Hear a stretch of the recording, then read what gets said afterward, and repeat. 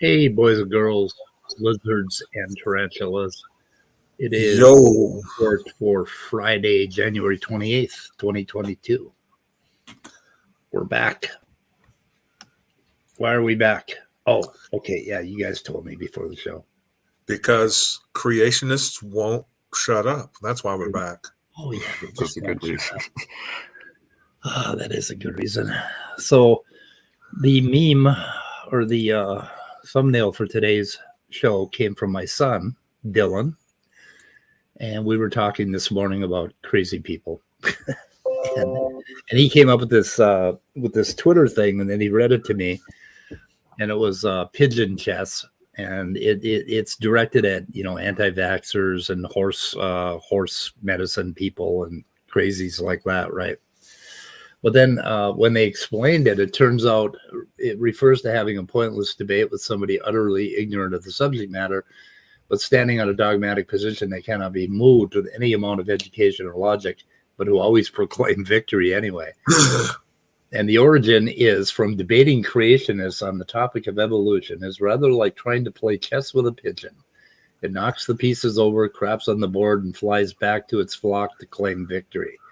And that was by Scott D. Weizenhofer in an Amazon book review, which I had not looked up, but that's where the meme came from, which was kind of interesting. They have a picture down here somewhere, right there. So a different picture. I'll just knock over all the pieces, shit on the board, and strut around like it's one anyway. And does that not remind you of Standing for Truth? I was just about to say the same thing. Standing is definitely the worst when it comes to that, for sure. Right. And the only part I didn't like about it is that a lot of these people are certainly not idiots. They're well educated, they're intelligent people, but they seem to use the same technique. They can know a lot about the subject, but they don't. When they make a claim, they don't seem to look far enough into their own claim to learn the stuff that they need to learn to find out whether or not their claim is true.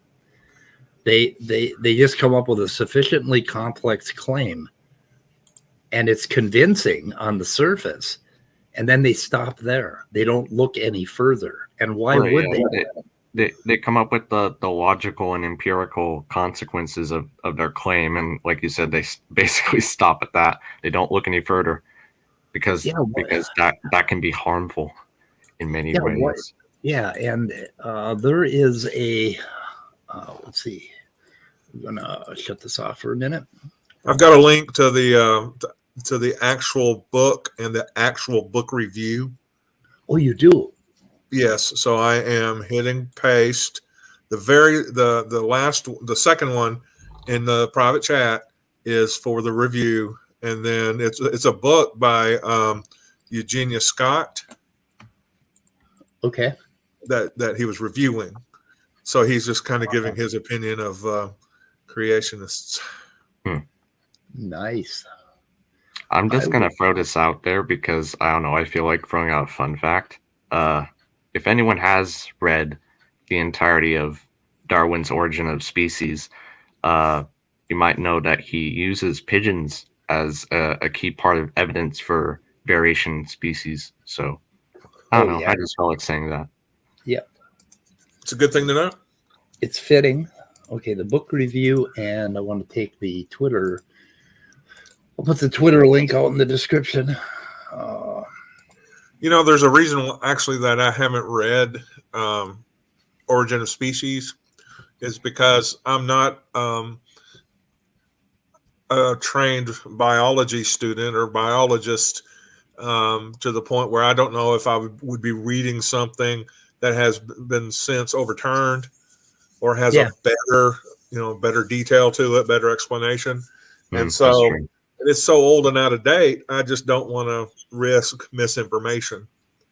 Yeah, I haven't read it because I have more information dense things to read that are more modern and topical, right?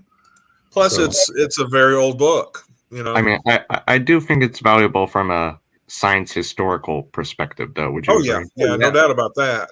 Yeah, I always like, ever since I've been a little kid, I have skipped the historical part of everything. Always, I don't give a shit. Right. Yeah, I'm the same. Yeah, I just don't care. It's like, okay, tell me what's going on today. I don't have time. I think it's useful in some aspects, though, because like creationism in particular, when they say X, you can go back in history and say, you didn't always say X. Why'd you change it? Right. What's your reason? Yeah. So along the lines of the pigeons, okay, that's live, and this is Speaking of pigeons. Speaking of pigeons, let me see here if I can go to irreducible. Okay, so there's a whole piece here that I got to play, and let me know if you guys can hear the sound. I'm not sure if you're going to be able to. Oh shoot, was this Dr. Dan and Rebecca's conversation? Yes. No, Dr. Dan. This was last night on Cell's channel. Dapper Dino, Cindy Lincoln, Cell Cordova, Rebecca, and Dr. Dan, and Dorkoff. Oh, yeah, little Dorkoff. I was just gonna say a few because I knew that was coming up in a few days, but I didn't want to miss it. You missed it, eh? Well, I thought he was gonna do a one-on-one with her. Maybe I was wrong. I don't know. Oh, they do all sorts of ones on one. He's like going to on his channel. He's going to do a one-on-one, I think, or else on her channel. I'm not sure. That is coming up. So let me see if I've got everything hooked up here. What are we doing? I think this might work. Let me see. Why do people care about why do people care about young Earth creationism or old Earth creationism anyway? For the young Earth creationists, we feel that confirms Noah's flood and the genealogy of Jesus Christ. So to the extent that we can gather evidence that the world is young, that is affirmation, we consider that affirmation of the Christian faith because it affirms the literal interpretation of the Bible. And if you can read it literally and it looks like a historical document, it adds weight to everything else in the Bible. So that's why it matters to the young Earth creationists. And it takes. But the thing is, don't they have take a lot of other parts metaphorically? That is true. Yeah, I think so. Yeah. Yeah. There are some things that aren't in the Bible anyway, like hyperspeciation. Emery Moyna explains it more clearly here later on, but the other ones, I think Cindy has. Takes away the falsification of the Bible. Takes away the falsification of the Bible. What takes away the falsification? YEC? Yeah, if you can prove that Genesis is literal, then you can't falsify the whole Bible. So anyway, I know, but I think let's go a little further. I'll go a step further because I put this in the chat. Here it is. The reason that an old or young Earth matters to me, because frankly, I don't spend a lot of time there, but the reason I spend so much time in it is if you believe in an older. Okay, I don't spend a lot of time there, but the reason I spend so much time in it isn't that a contradiction? Sounds about right. That's like holding two contradictory ideas at once at the same time, and you know what we call that? Yeah. Okay. A pigeon. Okay. My place in guess. Here we go. And that is a huge. Okay. Young Earth matters to me because frankly, I don't spend a lot of time there. But the reason I spend so much time in it is if you believe in an old Earth, it undercuts the. Hang on. Oh, you can see the column. Hold on a second. I screwed up. Darn it, speed. I know. How could you screw something like that up? So simple. It's okay. I'm just. What I screwed up is I've got playback speed. I want to go to normal. Oh, normal. Oh, I just love hearing him normal. Okay. And it takes away the falsification of the Bible. And I'll go go. on. I'll go a step further because I put this in the chat. The reason that an old or young Earth matters to me, because frankly, I don't spend a lot of time there. But the reason I spend so much time in it is if you believe in an old Earth, it undercuts the gospel by placing death before sin. Okay, there it is. And that is a huge. Now, I'm not saying anybody who doesn't believe in a young Earth isn't a Christian. Okay, so don't quote me saying that, please. I did not say that. But what I am saying is it is very difficult to make the gospel fit with a old universe in any way, shape, or form because you're introducing death, which is the result of sin, before sin occurs. You're also And I'll add making, one thing. That Okay, seems to be like so- a confirmation that they hold this for religious reasons, not scientific reasons. Exactly. Because number one, their evidence against an old Earth is just pitiful, and petty, and and the Earth is old. The universe is old, and that's just a brute fact. I say brute fact. I'm not a philosopher or whatever. I just mean that's just a known fact. Beyond reasonable doubt. Yeah. Yeah, beyond a reasonable doubt. And so you don't want it to overturn your theology. Well, you're going to have a theology Well, the thing is, it fact doesn't. rather It than doesn't. that it's in harmony with. It doesn't overturn Christianity. It overturns a particular kind of theology. Right. And I think Right. let's play the rest of that. I think they may make it clear, but I'm not sure. God responsible for There it death is. as opposed to death being part of Adam's fall, and therefore the responsibility on us. There you go. Okay, that's it. That is the difference between fundamentalist Christians and Christians of a more spiritual nature. And it's a difference between the kind of Christian that wants to condemn all of mankind and insists that we're just mutant and we're rotting and we're not good. And we the human race is heading downward and we're all going to slam into this What apocalyptic do you guys world. think about them, like the fact that they look foolish, right? I mean, the fact that they would much rather take this stance and look foolish, they just dismiss it, right? They don't really. Well, no, Do you think there- they even realize they look foolish? I think There's a some places they magic, do, right? there's a magic scripture that called being fools for Christ. Right. They'd rather be made out of a fool for Christ and be laughed at and persecuted so they can have a greater reward. So the the cult system has already provided them with kind of I don't know what you would call it, a counter meme. okay. In their brains, in the form of their scripture that says things that seem not to be reality are really the reality because you have to take it on faith or something like that. Or Okay, can you guys hear me? Yep. I can now, yes. Are you getting my point?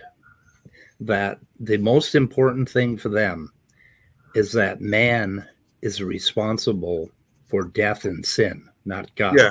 Right. Okay, that's the important part. Yeah. Okay, that's the difference between this fundamentalist cult and sect and all of the rest of Christianity. They don't make that the primary thing, right? The fallen man, the sinful man, the corrupt man, the rotting man, the degenerate genome, all of that stuff all stems from this. And this is a fundamentalist cult. Okay.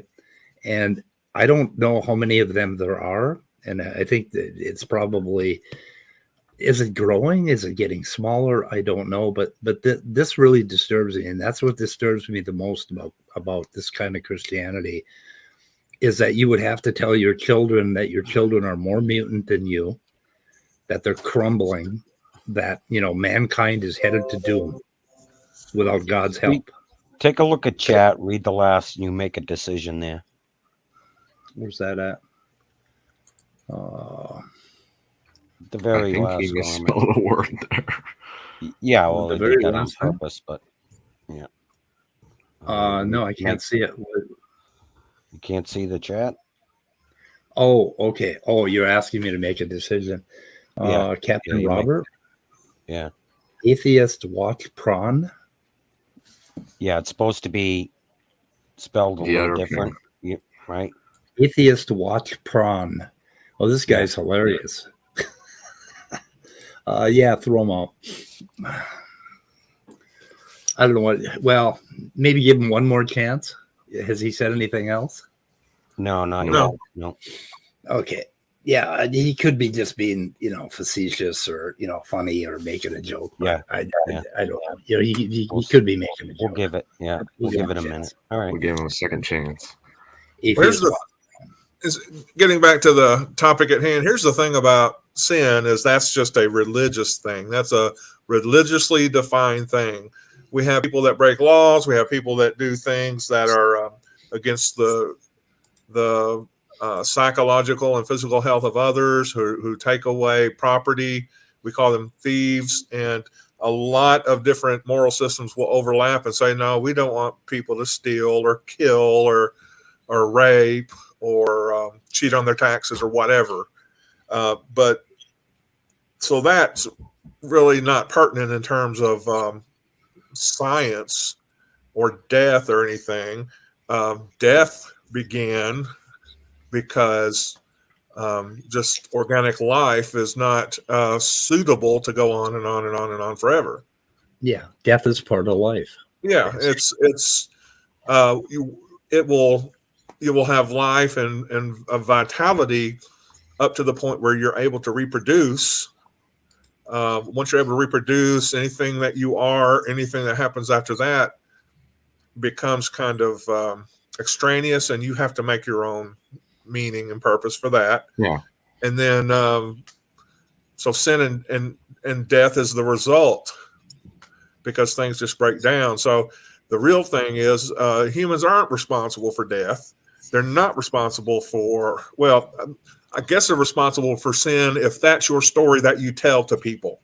If that's your religious narrative, then there is sin, but it doesn't do anybody outside of that religion any good. Well, men are responsible for sin in this way. We are the only species, I think, that is probably capable of sitting there and rationally deciding not to do something immoral. Right? To a degree. Right. Yeah, to a degree. Yeah, and when they talk about eating from that fruit tree or whatever the fuck it was, the tree of knowledge, yeah, that is a metaphor for having the knowledge to understand that you have the choice to do this or that, to plan your actions and look ahead and plan how you might hurt somebody, right? So that's the tree of knowledge, and that's where sin starts, is where man acquires the ability for this rational assessment of morality, right? Does that make sense? I mean, I think that's what the actual story is about. That's what Genesis is actually about. Kind of making the point that man does have this other ability, that other animals don't seem to have as much of, that we can sit there and we can choose one path or another, where one path may hurt our fellows and another won't. Mm-hmm. And so we can choose sin or not choose sin. And that's a great point. So anyway, that's how it was explained to me when I was a teenager, when I thought, that Christianity actually had something good to say about, life in the world. It was taught to me as that metaphor. So, and I think a whole lot of really intelligent theologians and Catholics believe that, that they have that idea about it. It's not literal, for fuck's sake. God, guys. Nerdy Rodent is in the side chat and apparently that's deep. wants us to have a stroke. Yeah. Thank you, Nerdy. My left temple's starting to throb, and I think it's going to continue to the rest of my skull. Okay, I wanted to get to the Dr. Dan part here. Yes. But let's see here, molecular. Okay, so Dr. Dan does a pretty good job of explaining something in two different parts here, and I just thought I'd play it and just let it roll. I can't remember what he was responding to, but let's go ahead and give it a try. Example of like misconception is when you hear like, well, how do you have the information to grow a new limb? Like you need a set of genes that says like, okay, have this bone and these muscles and this skin, and there isn't like there's like a left arm and a left thumb and a left index finger gene and a right arm and a right index finger, right? Instead, it's genes that set patterns of development that are expressed in different patterns relative to each other. So you have genes that say, grow outwards, fold inwards, surround the adjacent tissue, right? So instead of having like new genes to develop like a new limb, for example, what you're doing is you're taking genes that already exist within the body that say, for example, extend this pouch of the digestive system, right? Extend this little out pouch into, a lot of organisms have like a fermentation chamber, right? Whatever it is, right? You already have the genes that say, in whatever tissue layer these are expressed, extend it outwards away from the center line of the body. You're just during development expressing those genes in a different place within the body that leads to different morphologies.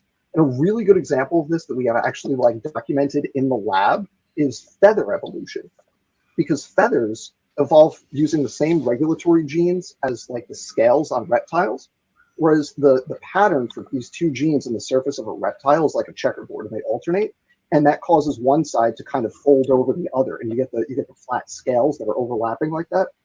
In birds, depending on the type of feather, you get either a circular pattern, which causes the simple tube feathers, or you get like a radial pattern where it's a circle with like spokes on a wheel. And that's how you get the tufted feathers. And you can have additional layers of kind of spatial arrangement that change over the course of development. So it starts as a circle, but then later in development, it becomes like a cylinder with like notches in it, right? And you can just look at the cells and see which cells are expressing which genes. And the genes don't say make a feather, they just say fold in or extend out. And the different pattern of these just two regulatory genes leads to this very complex structure. But at no point do you evolve like a new gene that says make feathers, right? That's an example. Interestingly, without adding any new genes, you can get alligator embryos to make feather-like structures just by slightly tweaking when their own genes express themselves. Yep. It's really cool. Now, is the other thing that's often confused about that I hear said about evolution is that it's random, and then other times it'll be said it's not random. So it has random when you're and non-random. developing a feather, and the feather. Okay, I think that was it. That was Dr. Dan's first really good explanation. So yeah, I think that was really well said. Yeah. And then let's see. Later on, there is another Dr. Dan explains. And unfortunately, that's going to go over right over their heads, isn't it? Oh. Yeah, and it will, in fact, I think one of the panel members says, I didn't understand any of that. I think in response to what we just heard. And it was kind of sad, that, because I thought it was really well done and well explained. But it's just this difference, this idea, the idea of a blueprint in DNA, that there's a blueprint for your little finger and then another blueprint for your middle finger, I mean, no, that's not how it happens. The two fingers are based on the same genes, right? Just expressed in different, at different times and in different spatial locations. And that's how they end up slightly different, but almost the same, and it's just. You can think of it like am I Yeah, get some echo from your account. Son of a bitch. Uh-oh. I gotta leave. Okay, you guys go ahead for a minute. I'll be right back. Alrighty. Yeah, I was just gonna say it's like a big ball of Play-Doh, and instead of actual Play-Doh, the Play-Doh is made of cells, and the cells are communicating with one another, and depending on how they communicate and what genes they express at different times and places, you get different organisms. in a very simplistic sense. Yeah, it's a very simplistic narrative. Yeah, I see. That's where you start off in. That's the basic idea, at least. Yeah, genealogy and cells for the beginner, and then you build up from that, and it gets more and more complicated. Because you got in the proteins that you need to communicate, and how they bind, and when they bind, and all that. It's fun. Yeah, is the echo gone? Yep. Yes, it seems to have improved. God, that's StreamYard. It is frustrating. I want to switch to Zoom, but unfortunately, Zoom likes to put everybody's image in different places, and you can control it to an extent. But every time somebody new joined, I would have to switch OBS to a different layout, and oh God, and it's hard to get Zoom as an app. Oh, maybe the web app would be better. I have to look into that. But anyway, let's go on. Here's the second part of Dr. Dan Explains. This I is just want to quickly. Oh, go ahead. Yeah, just quickly. Noting the Lego analogy that Nerdy wrote into added. I think that's a good analogy too. Where's it at? So yeah. Way to analogize, Nerdy. Thanks. Yeah. Yep. Yeah, it's nothing like I don't know if anybody who has 1-to-1 ratio of anybody genes who to organ. Anybody who has had kids back in the 80s and 90s, as I did, knows the terror when a parent looks at the diagram for the Legos that you just bought your kid. But it's nothing like that diagram as far as putting things together. It's a Lego system that you open up the box and it starts to assemble itself. And it does so. And if you look at the instructions would look like gobbledygook to you, just like DNA looks like gobbledygook. But somehow the pattern in those instructions, all you got to do is add water and it just grows into a castle or whatever, or a spaceship. Anyway, has anybody else been through the Lego nightmare? The nightmare before? Yeah, we did one or two Lego Star Wars related things when my kid was young, I believe. My kids were really good at figuring it out, but when I looked at it, it's just like, okay, you're on your own, son. I'm not going to do this. I had a bad enough time putting together all the other shit that I put together for him the night before Christmas. One more thing. What the heck is Gurmania going on about with all this food in the side chat? I'm so confused. Well, I think he's hungry and he's just wanting to be philosophical. And so they just kind of collided. Yeah.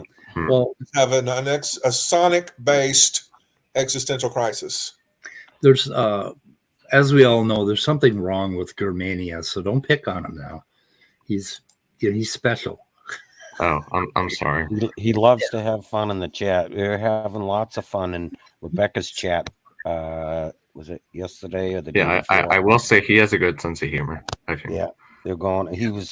There was this guy Bob on there, and everything was Bob is love. Bob is what, like, yeah. Everybody was making like Bob jokes in the side chat. Girl is the one who started it, so that was kind of fun. So he's doing something very similar. Yeah. The particular affliction that he has often passes for a sense of humor. So, but don't pick on him. Okay. I never pick on Gur. Oh. No. Can I jump in just very briefly? Because I think there's an important thing that should be noted here, which is that the things that exist now, right, extant organisms, things that exist right now, are not representative of the things in their evolutionary history necessarily, right? So we could talk about, a salamander or fish that exists right now that needs all of its current organ systems and components and everything in order to survive in its current environment. But if you go back to the ancestral states for those systems and for those organisms, you find in some cases simpler forms of those systems, and you find in some cases systems doing double duty. So you find, like, for example, in very simple, like worm-like bilateral organisms, so organisms you could divide in half as opposed to being in a circle. You don't have a circulatory system. Instead, you have basically the digestive cavity kind of radiates through the body, and you're able to do like gas exchange and everything through that cavity, as well as moving nutrients through the body and doing digestion. So it's not that like, well, yes, everything right now that has a digestive system, if you remove its digestive system, that's going to be a big problem. But in the past, you didn't need to have such levels of specialization, and you can have kind of overlap in functionality between more rudimentary systems where you have kind of like I was talking about before, you have different layers of tissue that branch and fold, and they're able to do double duty. The lungs are another really cool example of this, but they didn't proof out of nowhere. Okay, so this is a little long, but now he goes into fish and lungs, which is pretty good. And I just want these two clips from Dr. Dan to be taken out of this entire video and listened to. So I'd like to play them. Okay. Okay. Going on. Nowhere. Lungs develop from, like, developmentally. If you watch a fish that has lungs develop, they're missing something that other fish have that's really important, a swim bladder, because those are both outpouchings of the digestive system that hold air. And you can regulate, as a fish, you regulate the buoyancy with that swim bladder. Well, at some point, right, the ability to put air in and out of that, you're able to take the oxygen out of that air because you're supplying blood to it. And at some level of volume of air that's moving through it, it becomes a net supplier of oxygen rather than a net user of oxygen. Well, now you've unlocked this whole other pathway, and all you've done genetically is code, you've got your tube, right, your digestive system. All you've done is code a little pouch that folds off of it, which is, we know what genes say, make a fold here. Yeah. And now you've got those common things.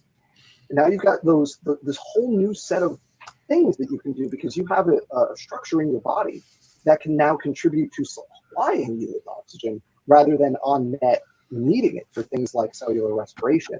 And that unlocks, a whole lot of evolutionary pathways. It unlocks your ability to use other resources and live in other places, because now you can spend at first just a little bit of time out of water and still get the oxygen you need. But as that structure becomes bigger and bigger and bigger, and you get more muscles and more blood associated with it, now instead of a swim bladder, we call it lungs.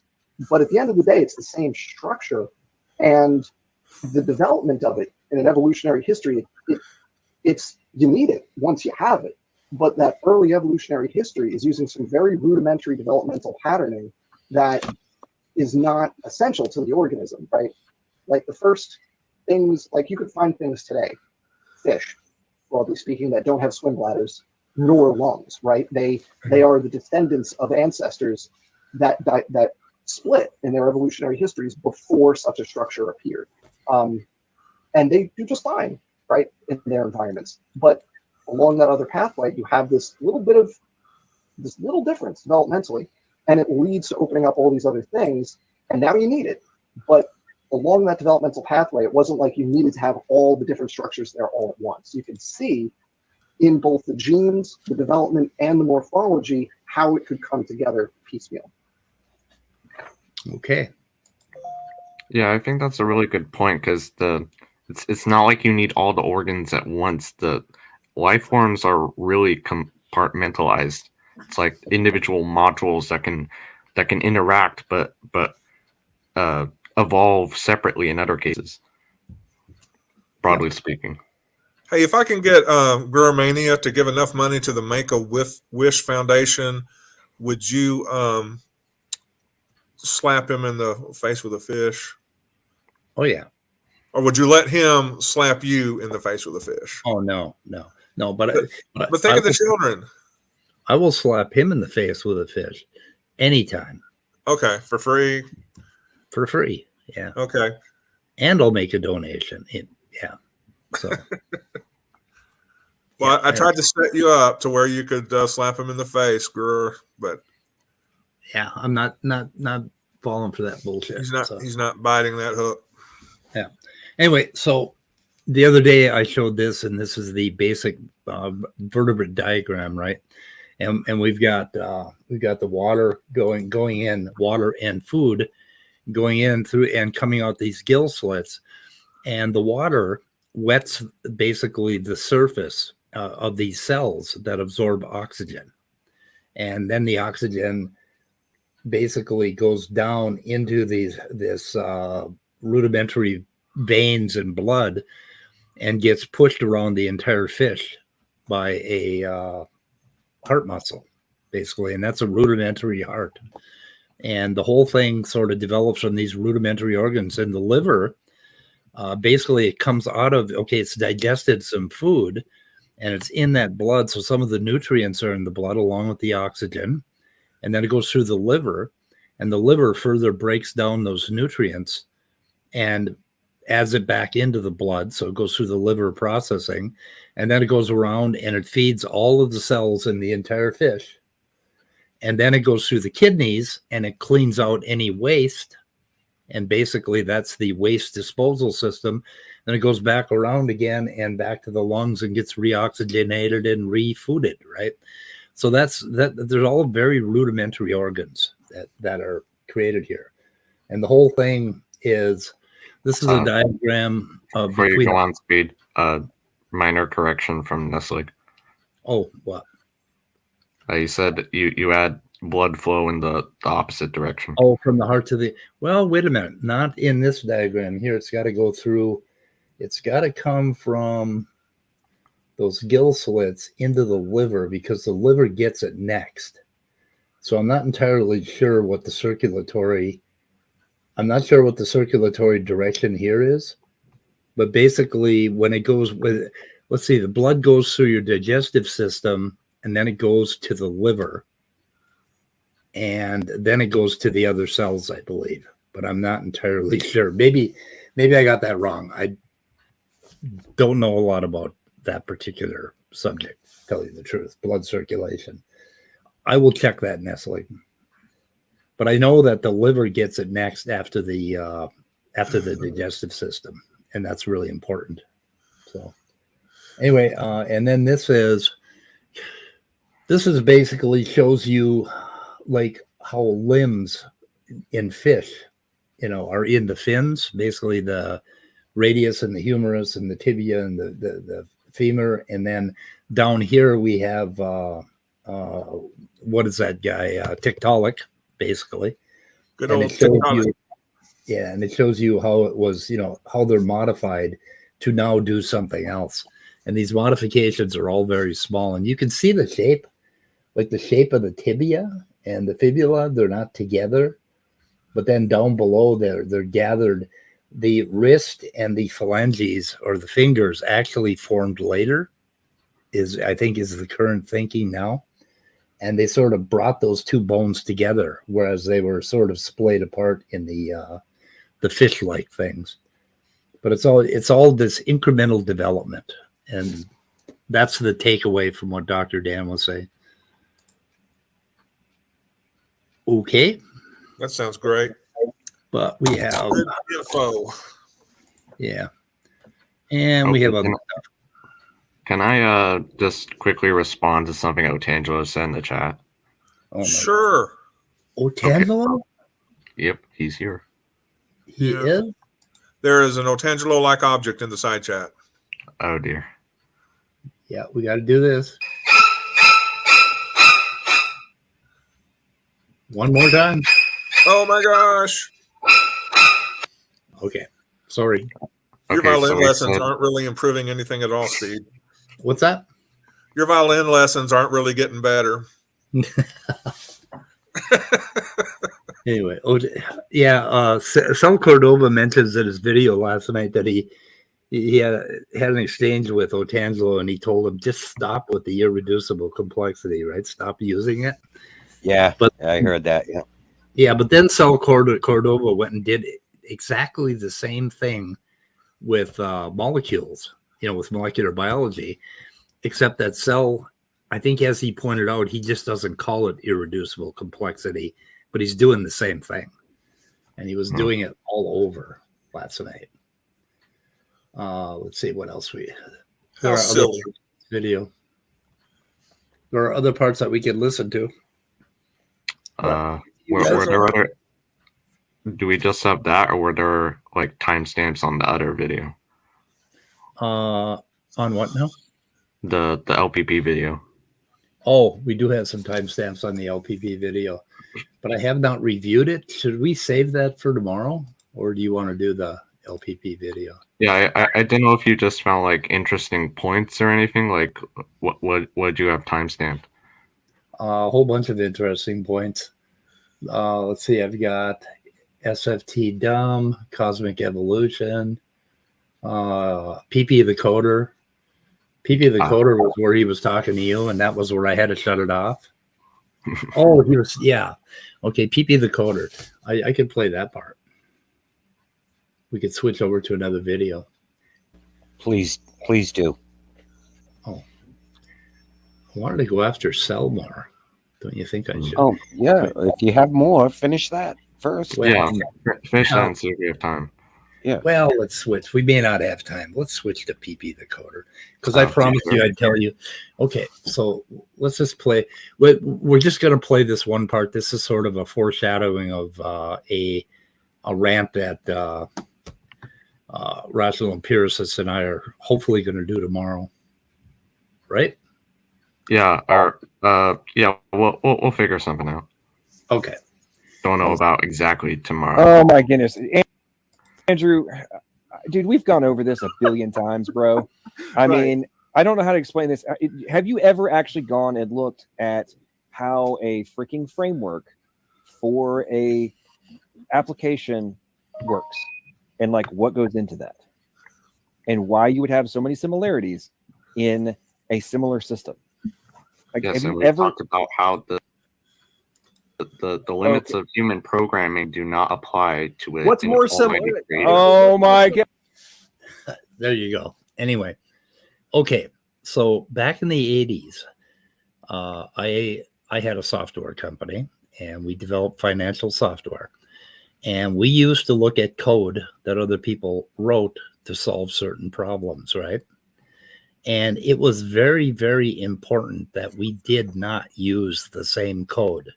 Because back then, everybody was going to court suing everybody else.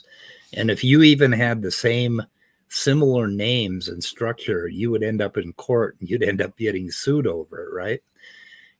But then around about 1985, we started to develop these frameworks. Like Microsoft created something called foundation classes, where they had a framework that you would buy and you could use it. And then you would find two different software programs that both use parts of the same framework. But if you looked at the code that the coders wrote, you'd find that it was totally different. And now, if you compared that to evolution, what you would end up with is you'd have a variable name that was called the while loop, right? And then you go look at the next guy's code and it would be Y dupe instead of Y loop because it would mutate very slightly. And then you look at another one and it'd be Y depop because it would mutate just a little bit more, right? And that is not what code looks like. You'll find that people name the variables pretty similarly, and it has nothing to do, as you pointed out to him, it has nothing to do with how humans develop code. Because it just doesn't compare at all. And using the same structures, basically, to do the same things, you'll find similarities because, human beings are going to solve the problem in the same way. Right. But you're not going to find what John is suggesting, that, because, the specific point I was trying to make was that human designers, by nature of our finite lifetimes and finite amount of resources, we are innately limited.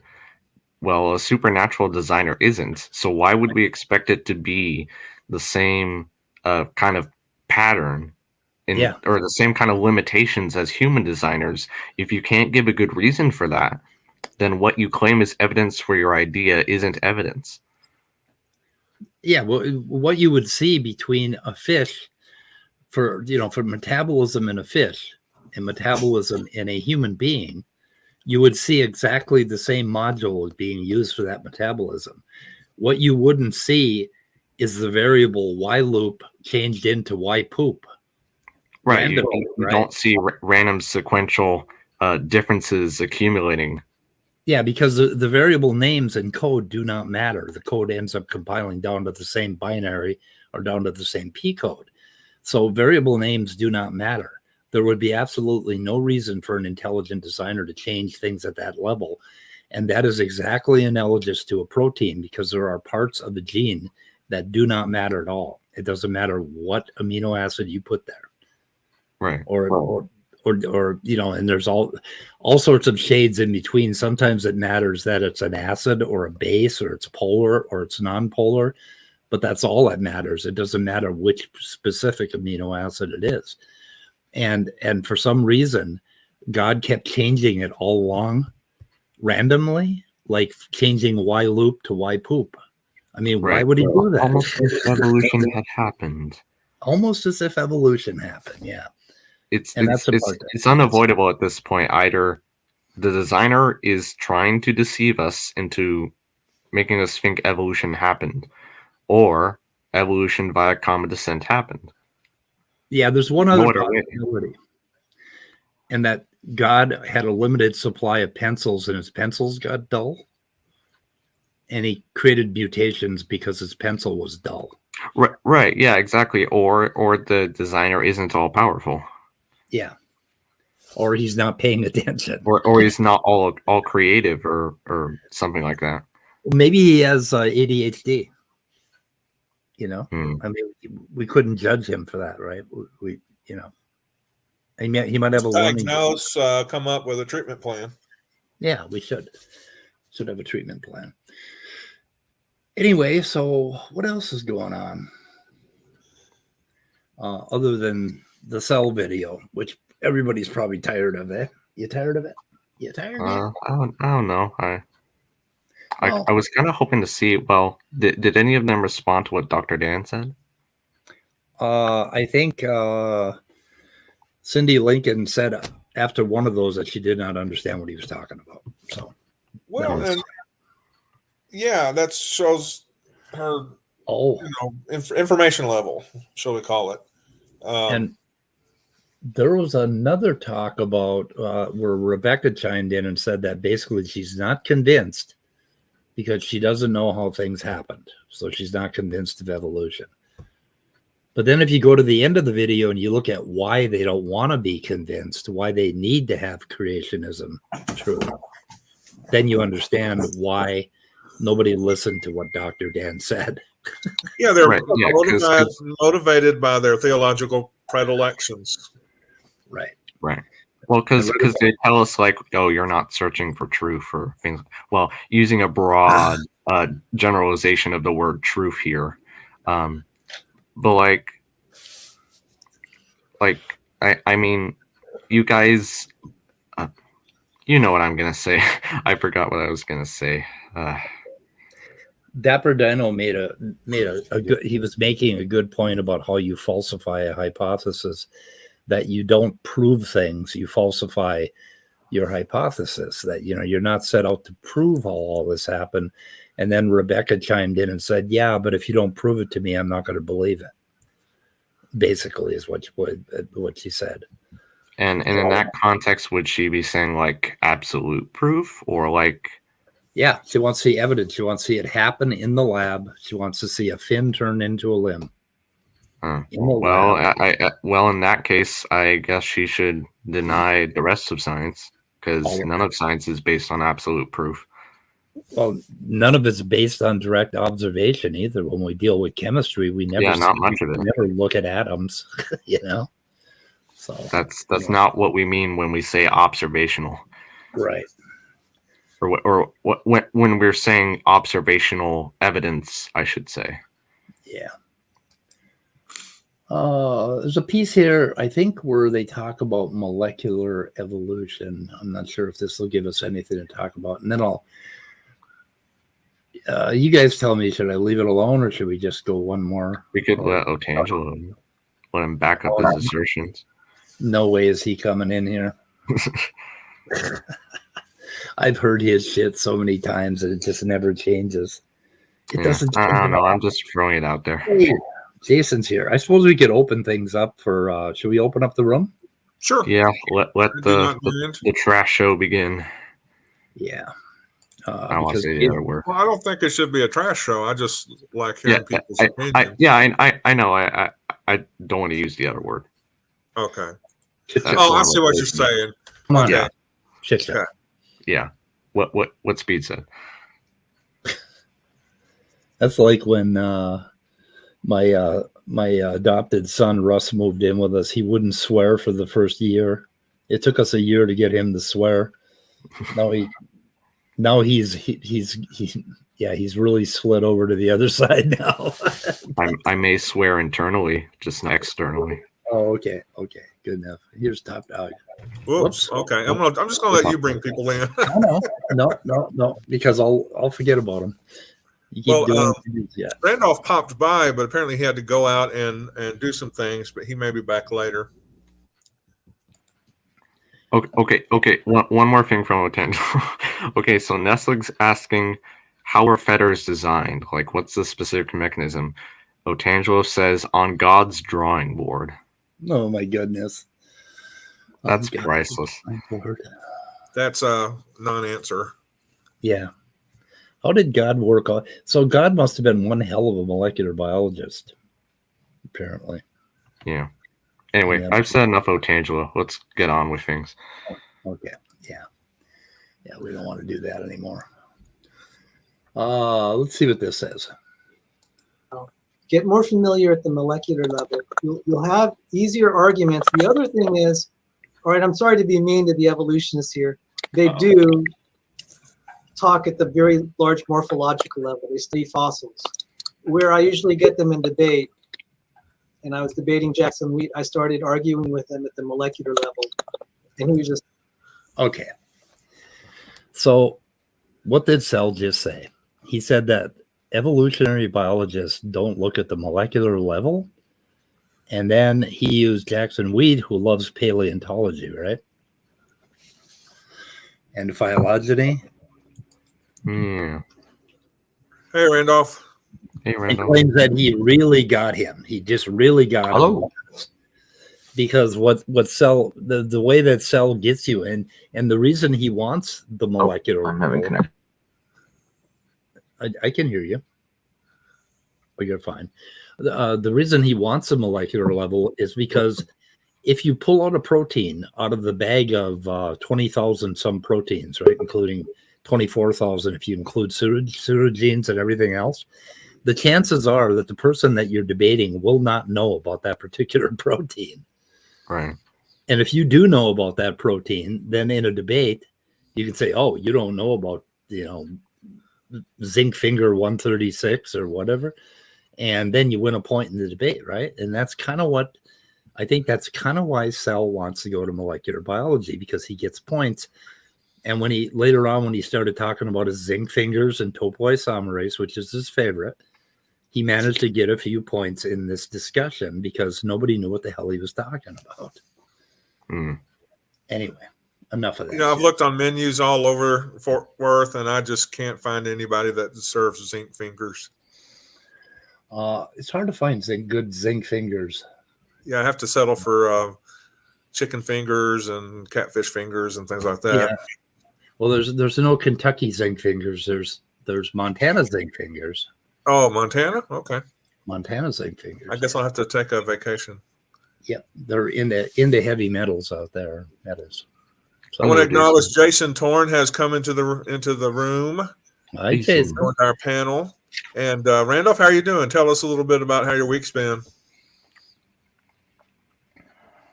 Now that I'm unmuted, okay. I've been preparing for another one of these convince us that a deity exists live streams. I did one last weekend.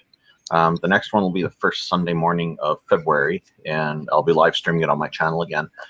What happens is a panel of about 5 or 6 of us go into Discord and set up a stage where theists come in and try to convince us that a god or a goddess exists. Yeah, we played part of one of those this week because it was so interesting. Yeah. It went I well. just wanted to say too that I really like the way you conducted yourself personally.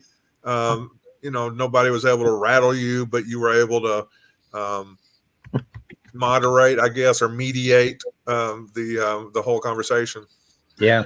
I feel like the whole panel, really good people, and we didn't need, as a panel, to be moderated. Everybody just seemed to really flow really well together. Like the person Taco who organized it, he goes by the name Taco. I guess he likes tacos. I haven't asked him yet. Has brought together really good people. We all have a really good synergy. So there's somebody else who's kind of popular. I can't say yet because it's not 100% finalized, but it's getting pretty close. And once it is, I'll be announcing it.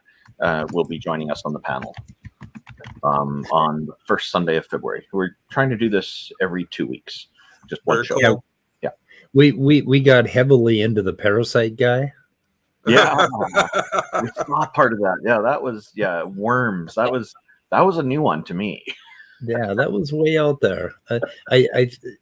He never got to his point. I think his point was that because parasites can control your mind, so can God. I think that was his proof of God. Something like that. Yeah. So, but we got hung up on. So, how does parasitic worms prove God? That's kind of so it didn't go in the right right direction. Yeah, I don't think he got his entire thesis out before you guys moved on, and I was kind of hoping he would, because I'm pretty sure that's what he was going to say, that parasites can control your mind, therefore God can, right? It's like it's like taking your great grandmother out to dinner, and she's just her give a shit has long since died, and so she'll talk about anything. And that guy sounded like a grandmother at dinner in a restaurant talking about worms out loud. It just had that kind of cringe element to it. yeah, it was pretty bad. But yeah, that was a really good show. The only problem I have with it is Discord. I hate Discord so passionately but you managed to manage it, by bringing it into StreamYard, right? No, not StreamYard, YouTube. I brought it into YouTube. I'm using OBS. Oh, okay. So what was missing from my OBS stream was two things. The Discord chat. Your audio. Sorry? Your audio was missing for about 10 minutes. That was the next thing I was going to mention. But the first part was because I didn't have enough time to get everything all set up for the live streaming. So I only had the YouTube live chat in there. This next one's going to have the Discord live chat on the left side and YouTube chat on the right side. And so we'll be able to see both text chats at the same time while all the stage is in the middle there. And then, the audio was a challenge because the stream got set up about 15 or 20 minutes after schedule. And it should have been set up earlier. And we wanted to have it set up 20 to 30 minutes beforehand so we could sort out all these audio problems before starting it all. So that's what you thought was me messing around trying to get stuff going. And I ran into a compatibility problem with Discord stages that OBS can't pick them up, but I found a solution to that. So that's resolved now. It'll pick up regular Discord channel voice channels, but not the stages for some reason. Okay. So when are you going to have you scheduled the next one? It's going to be for the first Sunday in February. So February 6th, I think that is. Same time. So and I'll be announcing it on Twitter and all over Discord beforehand. Yeah, so we'll throw it on the weather report before you have it so that we all know when it's going to happen. So we can watch it. Yeah. So, thank you very much. Be delighted to. Yeah. Yep. How are you, Jason? Yeah, I'm doing good. Can you guys hear me? Yes. Yes, we can. Amazing technology. Technology is cool. Yeah, I'm doing all right. I don't even know why I'm on the stream because like at 3:30 I have to be on another call, and then I have this paper due today. It's due today. I'm working on it, so I have till midnight tonight to like submit this sucker. But well, it's like you're a college freshman all over again. It never ends, man. You think that like you know the people like professors and researchers go through the same stress that like students do. So kind of looks like all that stress has made your beard fall out. Yeah, my wife was like, "You look way too old. You can't have your beard." So she made me shave it. So I got rid of it. Well, you do look rather fresh-faced and young. Thank you. I will take that. I like the graphics on the front of this book here. Yeah, my children, who are wonderful children, if you want to have fun, you got to have kids. They bought me this for Christmas, The Theory of Complex Systems. And I've been struggling my way through this, and it's pretty cool. It's a pretty good book.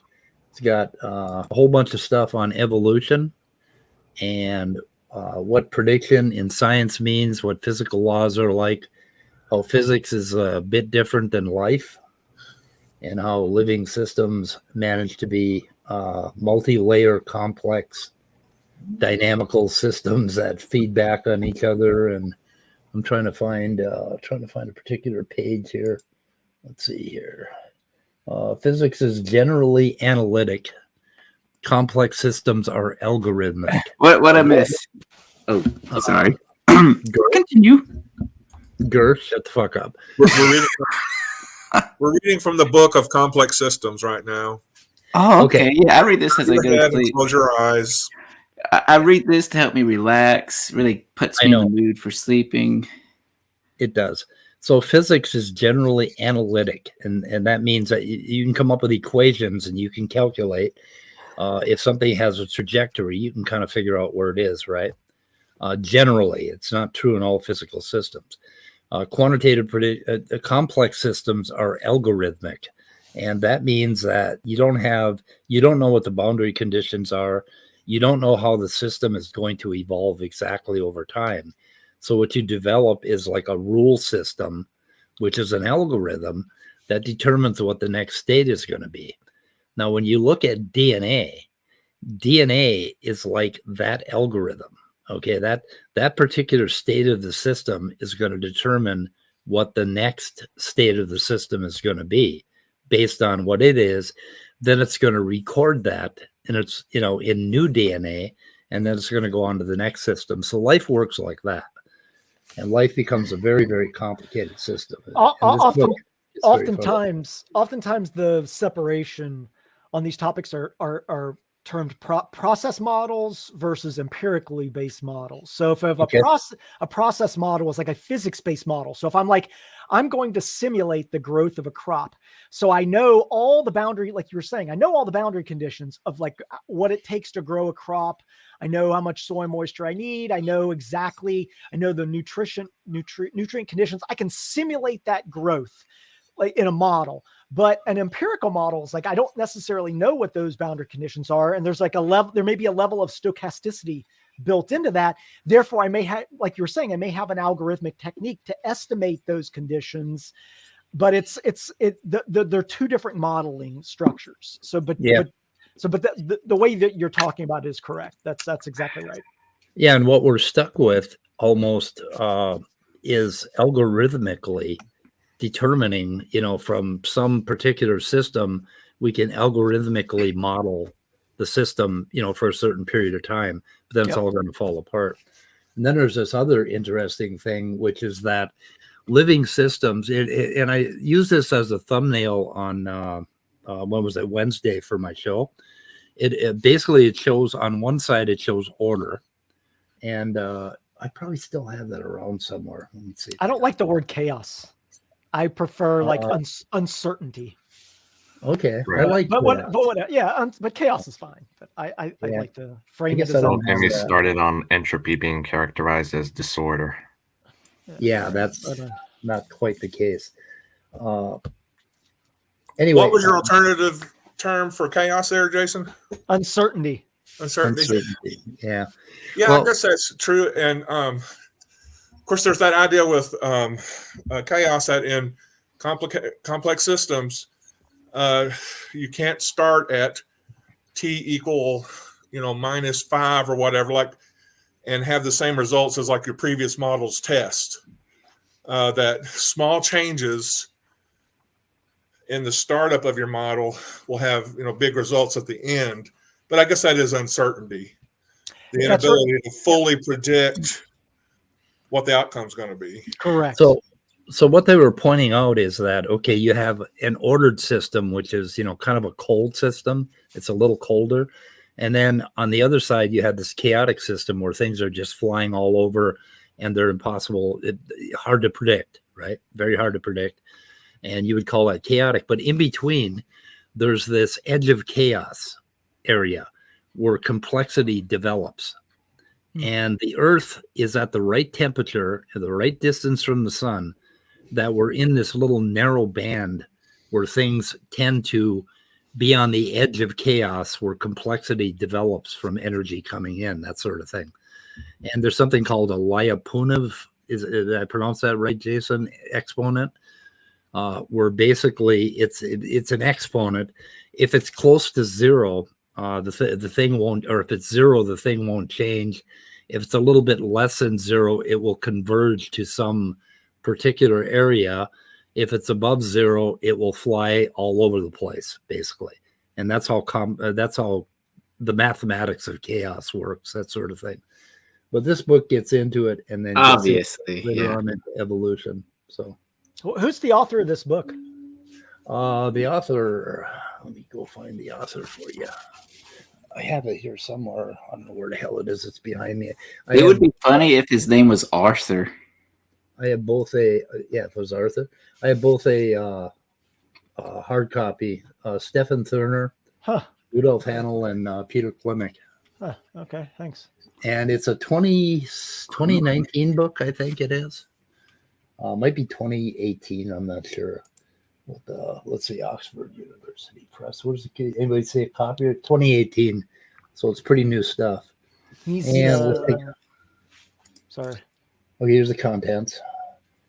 They get into components from the life sciences, chemistry of small systems, which is pretty cool. Adaptive and robust, how it can be both at the same time. The system can change, yet in some way be robust and solid. They get into probability, and then the law of large numbers, which creationists love to fucking death. Otangelo is getting all excited hearing about that right now. Scaling and networks. They get into networks, which is pretty cool. And the dynamics of networks, and later on, evolutionary processes. And that's kind of where things are going to get good. So I got to wheedle my way through 200 pages before I get to the good stuff. So anyway. But you'll probably hear more about that from me, because particularly in the morning, my mind is just spinning with all of this stuff, right? And it's just like I have all of this stuff that I could say about it. But then we do the fucking weather report at 4:00. And I don't have as many fucks to give at 4:00. I'm sorry. But we'll get to it. I don't know if this will paste in here. Sorry for the big long URL, but that looks like that's a presentation by this guy, Stefan Thurner from really? Yeah, Systemic Risk in Financial Multi-Layer Networks. So he must be talking about financial networks and this aspects of complex systems in relationship to that. So if you're interested in that guy, it looks like this is a interesting talk. Right. So anyways, I just food for thought. He's got another one. It looks like it's in German. Is it in? Oh yeah. Well, the first one isn't, I don't think, but it looks like he could be German, because the rest of the videos are in German on that link. I think he's Austrian. All right, is it Austrian? I wouldn't know the difference. Yeah. I'm an American. There's English and there's the other guys. Agreed. Why doesn't everybody speak English? Come on. Yeah. Come on. They actually do know. They really do. Yeah, that's anyway, okay. American. Yeah. American. Stefan Thurner. American. Speaking of Americans, I think Grumania is American. Is he American? I think he's an American. I was born in America. Born in America. So how have you been, Mr. Grumania? I am good. I am sipping on a Pepsi Max. I think it's called Pepsi Zero now. And it has 115 milligrams of caffeine. To put that in perspective, a regular, 8 fluid ounce of Red Bull is 81 milligrams of caffeine. So I'm drinking 115 milligrams of caffeine. Dude. So does it also have the aftertaste of whatever poison they use for dust crop dusting? There you go. That's the word, crop dusting. Because it's all about the dosage, the size of each ingredient. I guess because Pepsi always to me had the aftertaste of when I was at my grandparents' house and all the crop dusters had just finished for the afternoon, and it hung in the air. It had that taste to it. You could taste it in the back of your throat. So I've never been a Pepsi drinker because of that. I don't like regular Pepsi, but the Pepsi Zero, it's good stuff. It's got a sweetness to it. Okay, there's Diet Coke. Stop interrupting me, Speed. Oh, I'm sorry. Just kidding. Please Diet Coke, I like. Don't let me interrupt you anymore. Fuck you. Coke Zero? What did they do to Coke Zero to make it taste like despair? What? It tastes good. What are you talking about? No, it tastes like despair. Oh, Dr. Pepper Zero. Now that's good stuff. That tastes real good. Let me just say one thing. Don't drink soda. Soda is horrible for you. I can't believe you guys drink so much. Oh my God, it's terrible. It's got that fructose syrup in it. Like, if I can tell you, like, if people have studied these relationships of your health with soda is not good for your health. If you're over, well, one, it's just like consuming way too much sugar. Okay, no, not diet. There's no sugar. Yeah, but first of all, like, what are they putting in to replace the sugar? They're putting in like a lot of other stuff. We don't talk about that. I've just heard that, like, if there's anything you cut out of your diet, soda is like the one thing to cut out. See, I'm not listening. No, I did not like it. I can't hear you. I thought the diet soda was even worse. We raised our kids. We raised our kids on water and juice, a little bit of juice, and once in a while they'll drink soda, but hardly ever. So I know we're on the right track. We used to have Kool-Aid with that stuff. I do think. Oh, sorry. Go ahead.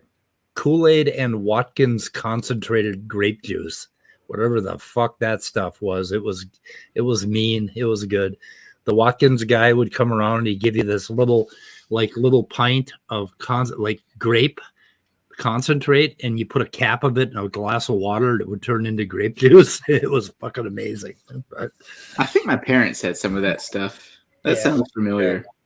Yeah, I do think it's best to not drink soda, period. But I do. And but I don't drink the sugary stuff. I know there's some stuff that may not be healthy necessarily in diet drinks, but I feel like it's the lesser of two evils. It's a trade-off. I could be wrong, but that's how I think it might be, at least. Yeah, I cut out sugar entirely. But I used to be hooked on carbonated water, and then now I'm hooked on ice water, and I call it crack water. Like, I'll fill a bottle of water up halfway and put it in the freezer, and then I take it out and I hit it a couple times with a hammer, and I end up cracking the ice, pouring fresh water on it, and then drinking that. But then I drink like 2 slugs. Like, when I wake up, I have to have a slug of Diet Coke. One big long drink of Diet, because there's something about it that just, it's almost like mouthwash, right? Check this out.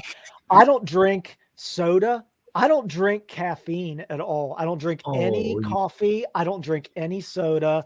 I don't eat any candy. How do you find joy in life? I don't eat any. I literally don't. I don't like dessert pretty much. I don't eat sweets. I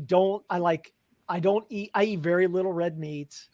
What else? I mean, I'm not like all organic. I don't eat egg yolks. So if I eat eggs, I'll eat egg whites.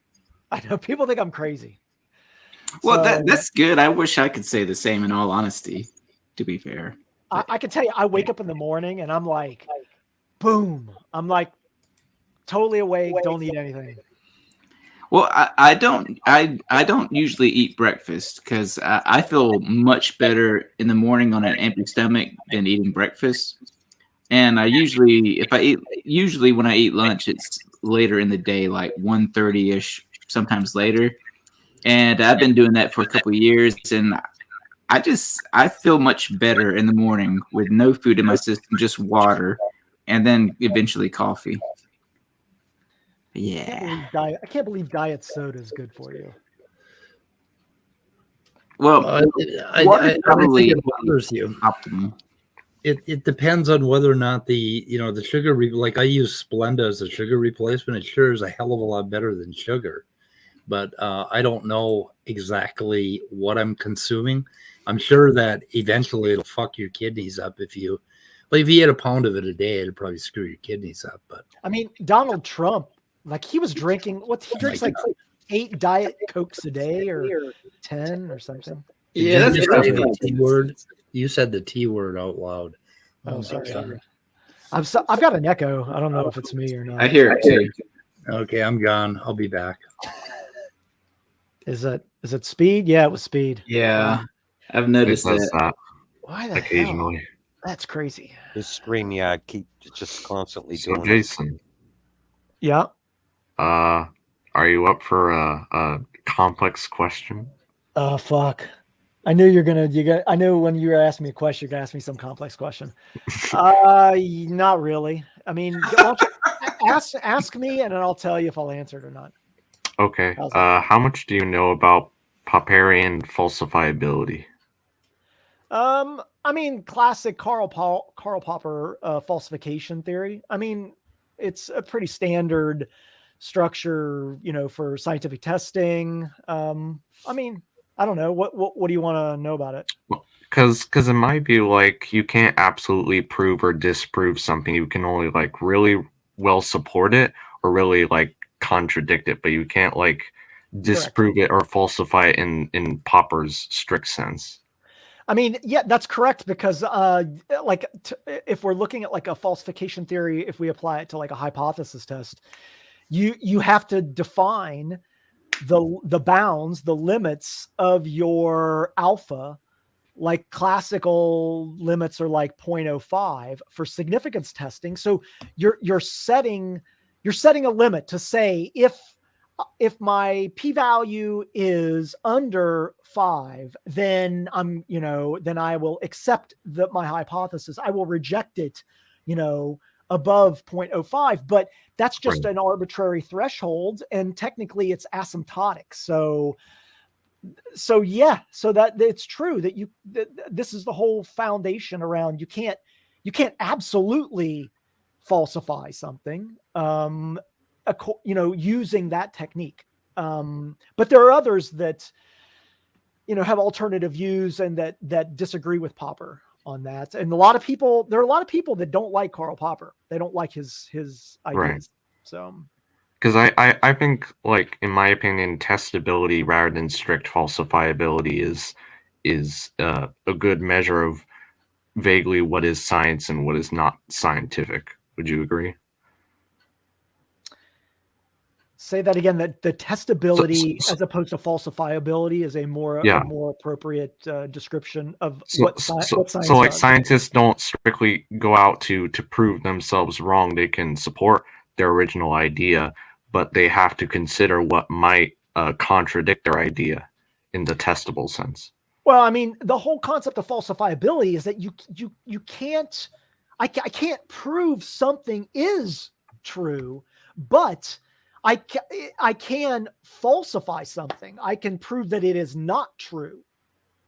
But again, in some perspectives, you can only do that to a certain degree based on those certain bounds. So this is why we do significance. This is why in null hypothesis testing, the test is to see if you can reject the null hypothesis. Right. So it's all about that rejection aspect. So it's so then just to clarify, what do you mean exactly by reject? Just so I understand your thinking here. If I have that we're testing, that we're setting a bounds to be able to evaluate our test, and we've set up the test to say X is true. Well, I can't necessarily prove X is true, but what I can do is I can, within a certain level of significance, see if I can reject X. And if I reject X, then that gives much more credence to the alternative hypothesis. So it's about this rejection theory. It's about how do we set up our tests and how do we evaluate it? Can we falsify it? As opposed to how do I prove something true? Like, if I told you prove this is true, it may be very difficult to do that. But if I set up a hypothesis test to say, here's my hypothesis, now see if I can reject it or not. The rejection is what you're doing. You're trying to see if I can reject that hypothesis, not necessarily accept it. Maybe I'm not doing a good job explaining it, but I think this is the falsification theory, which is that you're structuring your examination of a scientific question based on whether I can reject it or not whether I can accept it. And by reject, you're talking about like whether I can reasonably say that's contradicted by the data, right? Correct. And when I say reject, I'm thinking about like statistical rejection. So I'm saying, okay, I'm evaluating, like just use something really basic, like a linear regression. And I have 4 inputs into my linear regression and 3, and I'm trying to evaluate the effect of those independent variables on my equation that I have set up. And I'm using significance testing to say within a certain level of significance, I can verify that this input, this independent variable has no effect on the dependent variable. And so, but I have to draw a line. I have to say my significance alpha is 0.05. So my p-value is like is 0.05, but that's not set in stone. So in at least some tests, mathematical likelihood is important. Is what you're saying. Yeah, definitely. Is it reasonable to assume anything that's not statistically significant is anomalous, or is anomalous a different level? It's just that it's not having an effect. There's no effect on whatever dependent variable in this example that you're looking at. It is statistically insignificant. It has no effect statistically on the result of that dependent variable. But as an example, if I had an alpha of 0.06, you're like, well, it's marginally significant. It's close to 0.05. Some people are like, hey, if it's 0.2, I consider it significant because the data I'm looking at and the discipline that I know, things that fall above, that are above or below 0.2, that is my determining factor for significance. So it's somewhat arbitrary. You're drawing an arbitrary line and saying, if I'm within 95% confidence, I can say, it's significant. But again,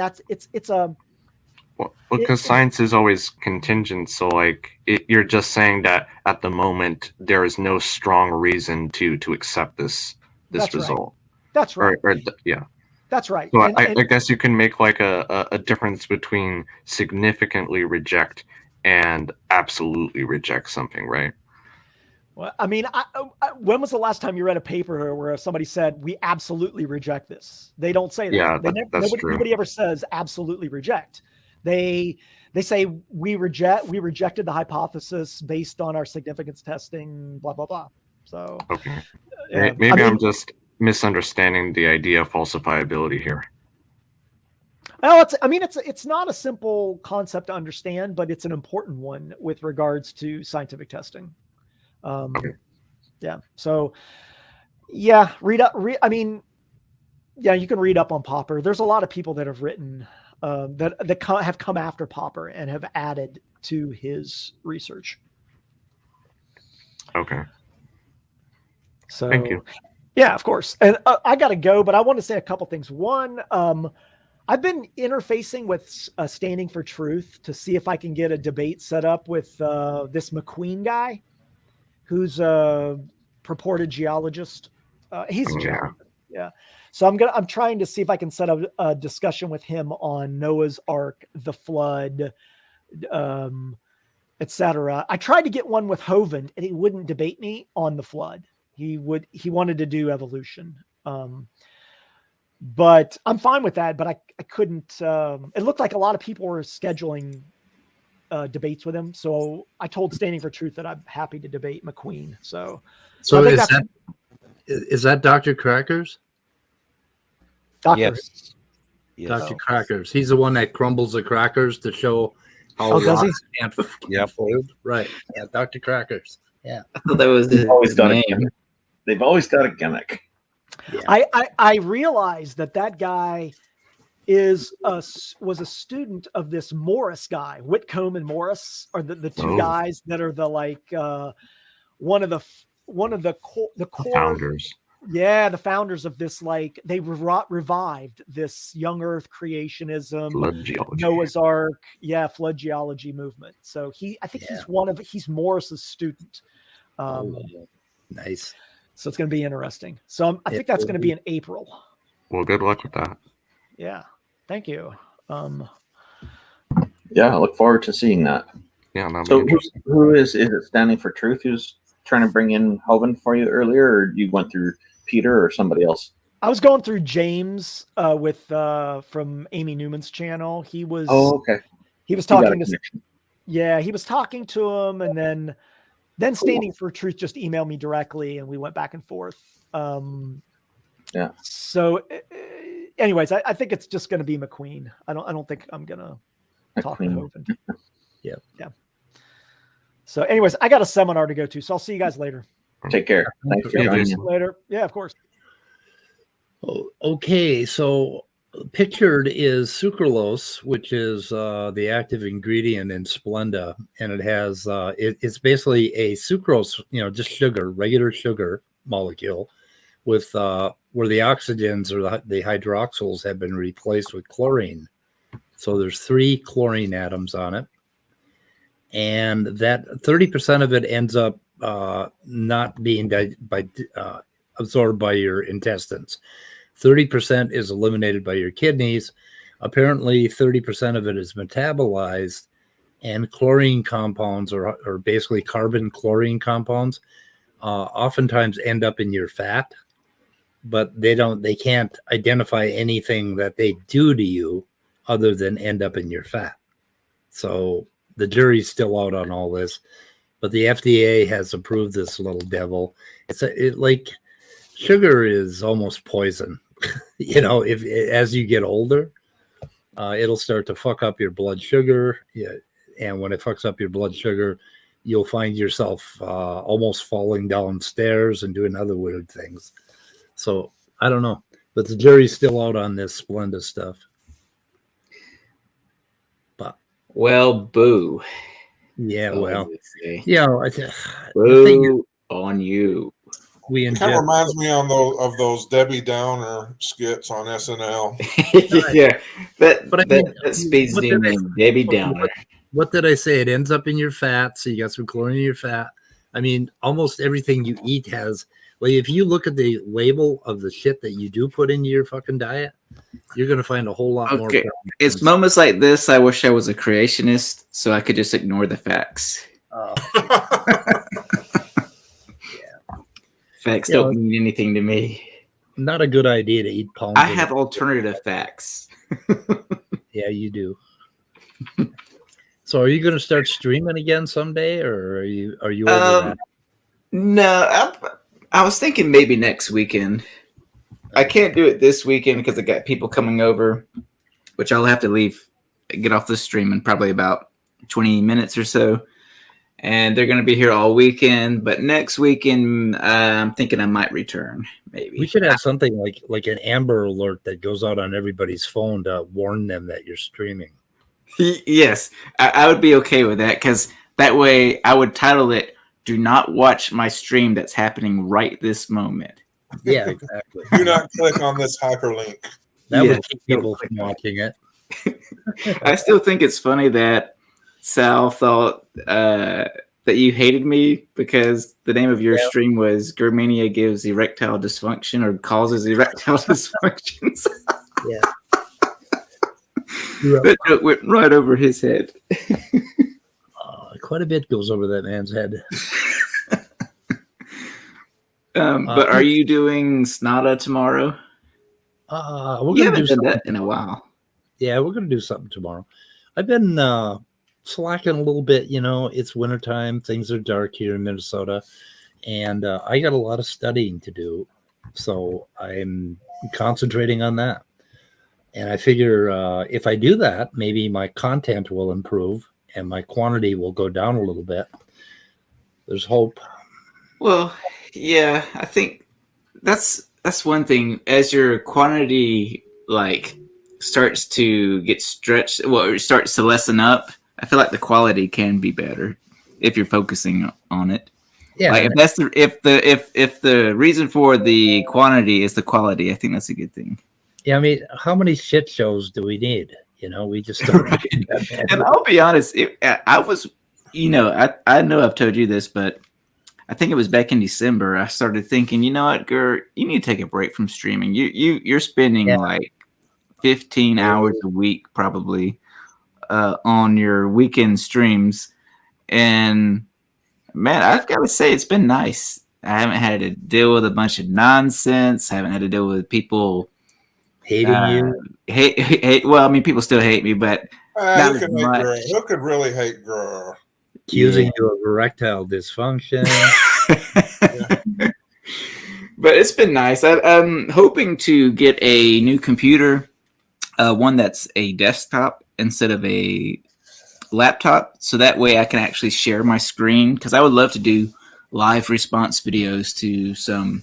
Yeah, actually, desktop is the way to go, because you can put in extra fans for cooling. You can get a better video card.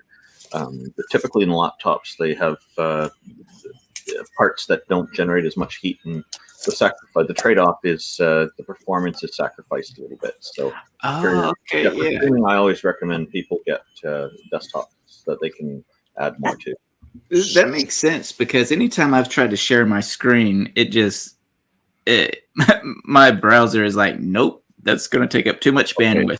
Now, there's a problem with StreamYard on a lot of systems. It will freeze up. That's why I don't share screens anymore, because it freezes up for me as well, and I'm on Linux. This is a StreamYard problem. Oh, okay. Well, I might have to switch gears then. When you combine OBS and Google Chrome and StreamYard, you end up with like the video's playing fine on the screen, but when I go over and put my mouse on Google Chrome, it takes like 30 seconds to refresh the screen, so I can't. Click on anything. So what you can do to fix that, very easy solution, is you get the Opera GX, I think it's called, web browser. It's for gamers, and it lets you set the maximum CPU and other resources that your browsing tabs can use.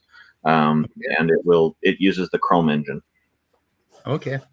Oh, okay. That's smart.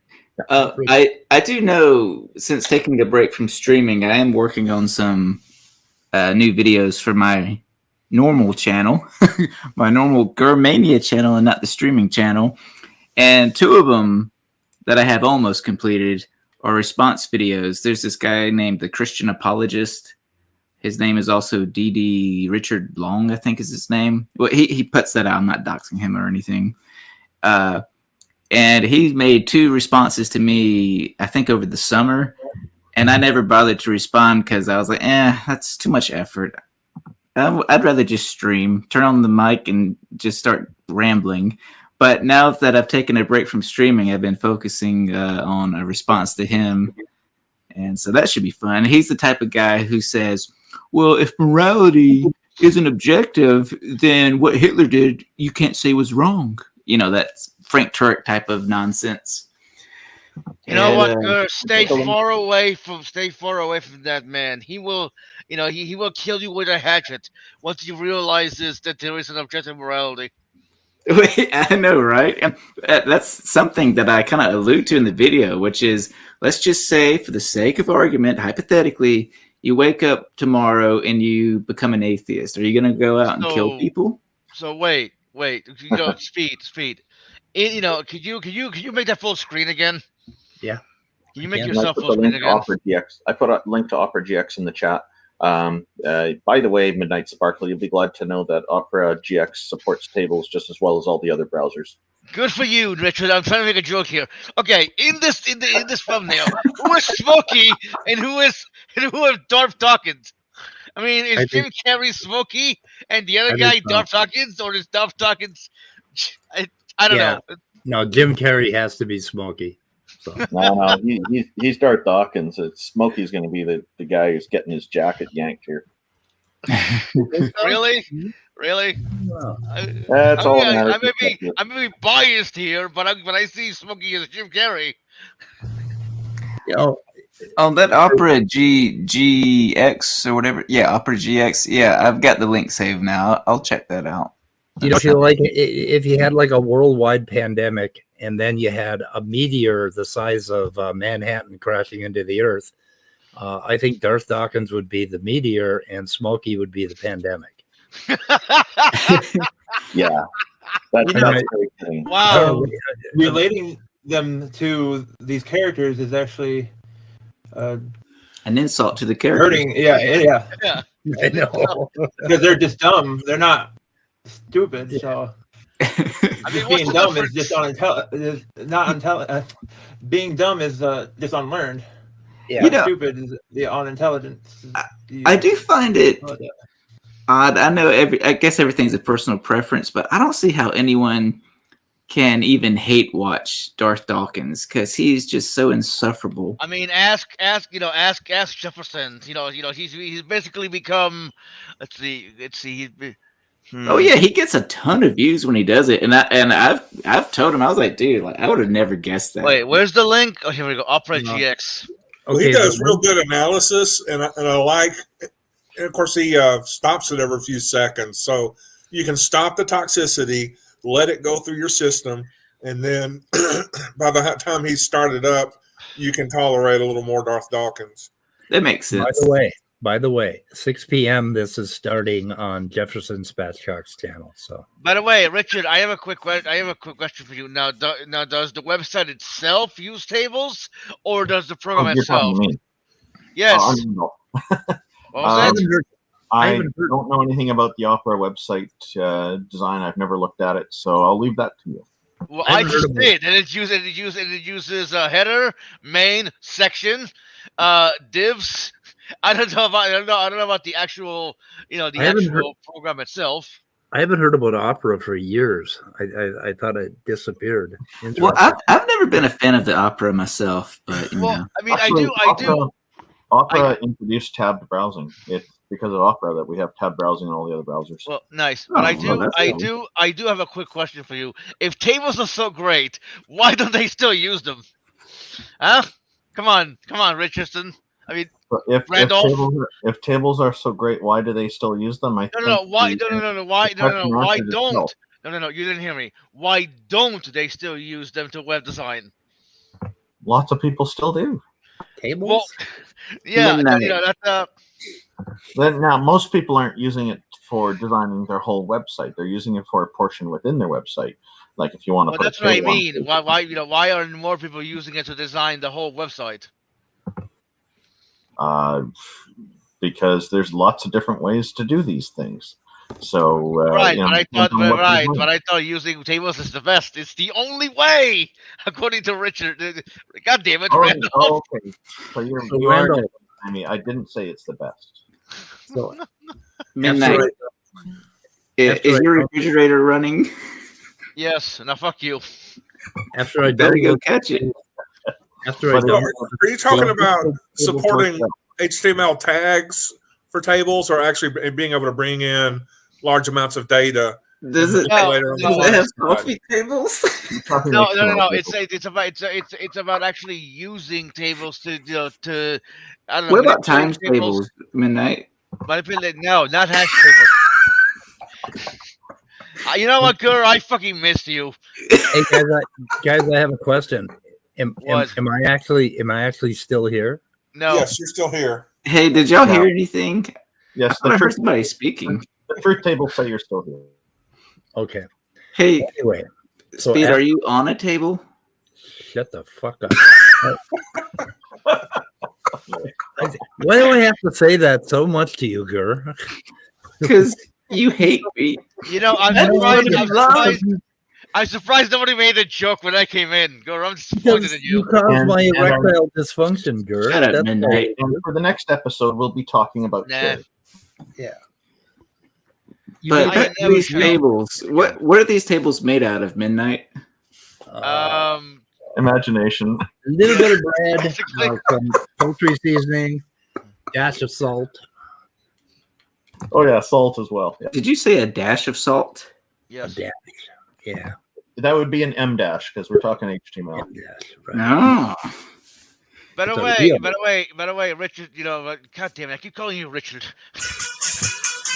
You can call me Randolph, it's fine. Is that Leo's entrance song?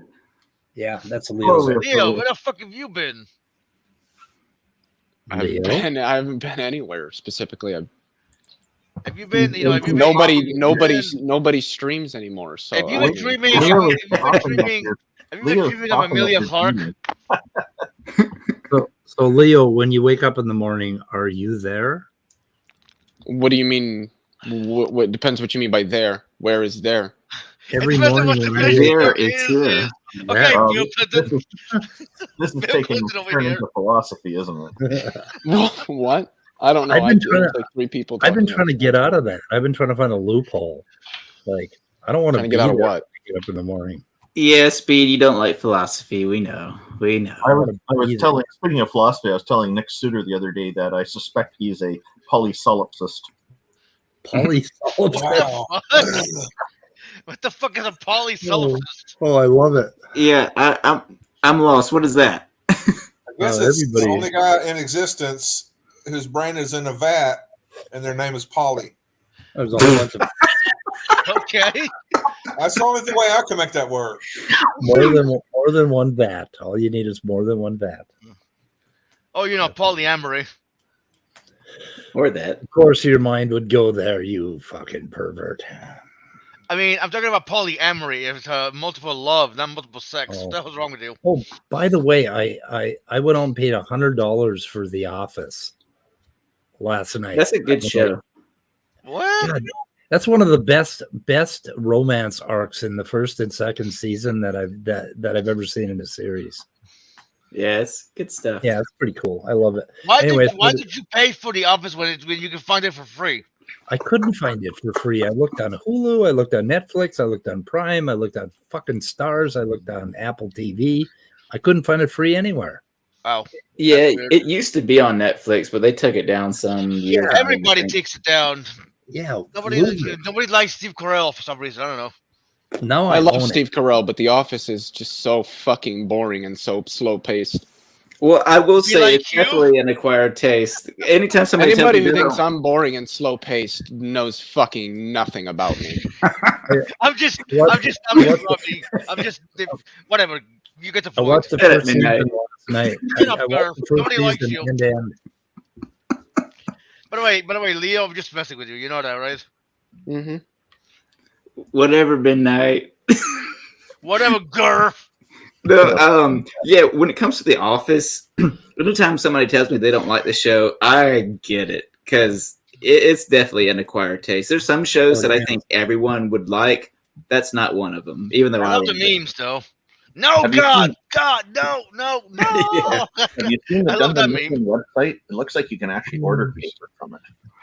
You can order what? Oh, really? Paper from Dunder Mifflin's website. Yeah, it looks like yeah. But I want to order some paper. Now, the guy who plays what's his name? Michael Scott? No, not him. Pam's husband, what's his name? Ryan? Krasinski? Yeah, John Krasinski. Yes, thank you. He actually wrote and directed the what's it called? A Quiet Place. Yeah, part 1 and part 2. Really and those movies are really good if you like, suspenseful thrillers. It's a real good. Well, both of those movies are really good. And it's funny because when you watch that show, you wouldn't expect anyone there to be like, a mastermind behind the camera, but he definitely is. Well, Rainn Wilson went on to do some interesting parts after that show, and Krasinski did, but I don't know who else came out of it. There's a show I started watching on Netflix. It's kind of long. It's that the woman in the window who watches the girl. Oh yeah, is that the name of it? It's long. Hold on, let me get it because it's kind of long. Wait a minute, that just came That's out. what she said. Well, there's Yeah, the it's, movie, The Woman in the Window. Yeah, but there- then that's there's a the one. spoof that they wrote with a funnier title, like I can't remember the title. Here's a meme I made. Well, no, hang on. Let me get it. Let me go back to You guys were talking about memes. I made this meme of the woman in the house across the street from the girl in the window. There you It's go. actually a Before, series. It's a Trump psychological. It seems to be a psychological series. I like that, Randolph. Which Mike look, would you prefer? And why do Wait you a minute, prefer Midnight, Hollywood are you over talking everybody? Or can you not hear us? No, I think Midnight was like talking first and was like just continuing making the point he was initially trying to make, while other people were trying to overtalk him, going off on something that wasn't even remotely related to what he was talking about. Okay. Yes.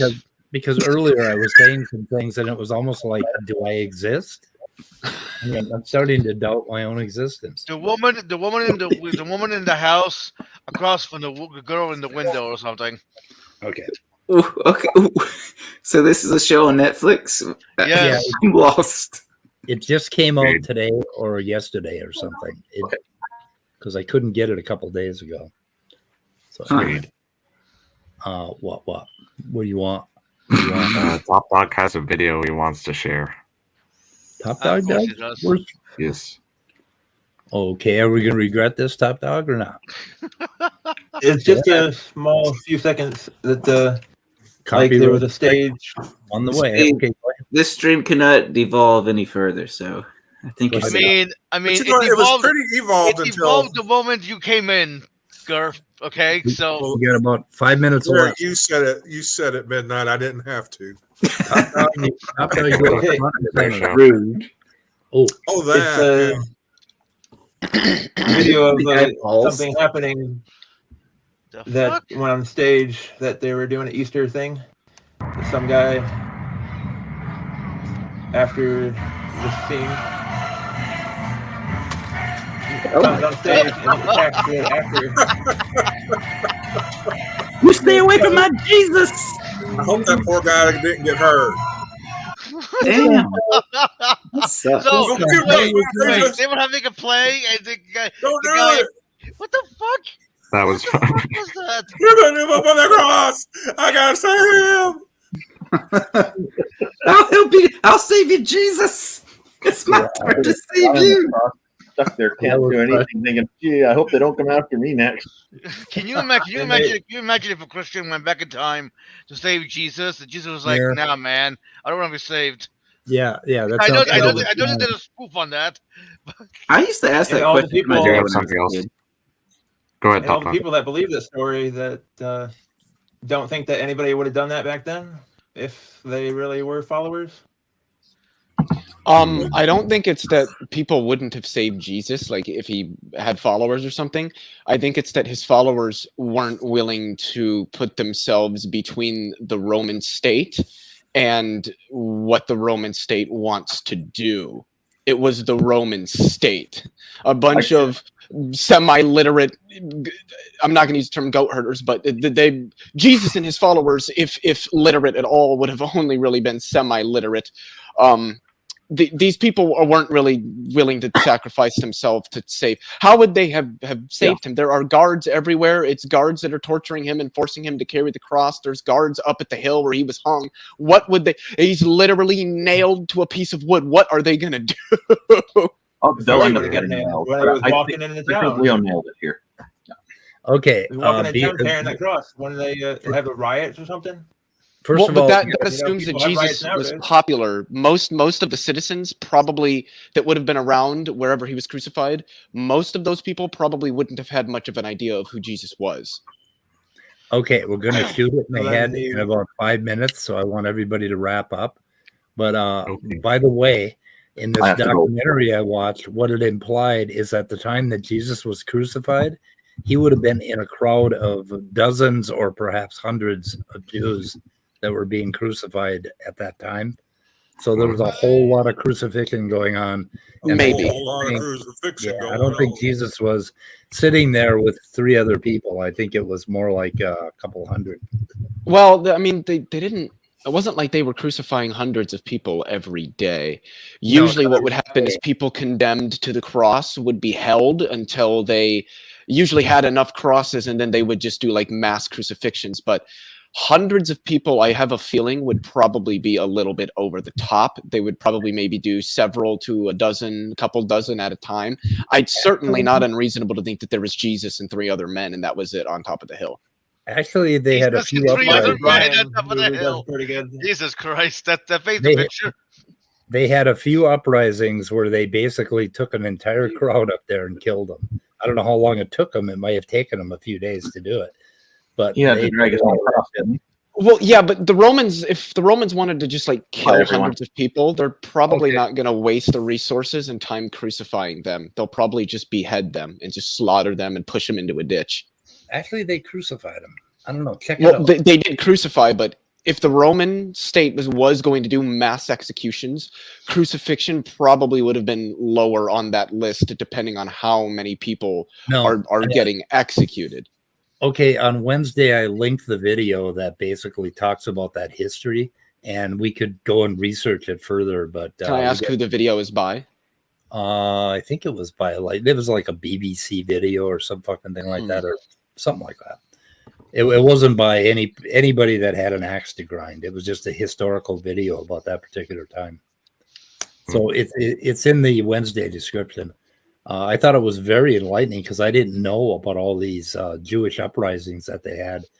And there were a couple of emperors or there was one emperor in particular around, I think it was around 30 AD, 30 or 40 AD, that dealt with entire crowds by having them crucified because they rose up against the Roman occupation.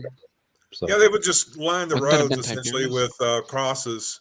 So they would do large numbers, but they would line a road so that travelers and citizens, of the area could see that they meant business about insurrection and. This would have been done under the same emperor that crucified Jesus, Tiberius. Oh, yeah. I've got to get going. Y'all have a good night. I do too. So whatever it is. All right, Gur. Goodbye, Gur. Goodbye, Gur. And now we're shooting in the head. Goodbye, everybody. Goodbye, cruel world. Oh, I'm sorry. That's your line. Yeah, goodbye, cruel world. Goodbye.